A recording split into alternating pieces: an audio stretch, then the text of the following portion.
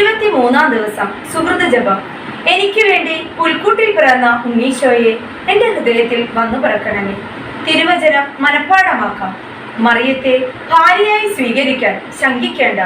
അവൾ ഗർഭം ധരിച്ചിരിക്കുന്നത് പരിശുദ്ധാത്മാവിൽ നിന്നാണ്. മത്തായി 1:20. ക്രിസ്തുമസിനായി ഏറ്റവും അടുത്തൊരുങ്ങുന്ന ഈ വേളയിൽ നമുക്ക് ചിന്തിക്കാം. രാജാതിരാജനായ ഉണ്ണീശോയ്ക്ക് പിറക്കാനായി ഇടം തേടിയുള്ള യാത്രയിൽ അവസാനം എത്തി നിൽക്കുന്നത് വലിയ മാളിക മുറികളിലോ കൊട്ടാരങ്ങളിലോ ആയിരുന്നില്ല, മറിച്ച് പുൽക്കൂട്ടിലായിരുന്നു. മനുഷ്യ മക്കളോടുള്ള അനുകമ്പ നിറഞ്ഞ, കരുണ നിറഞ്ഞ സ്നേഹമല്ലേ നാം ഇവിടെ ദർശിക്കുക.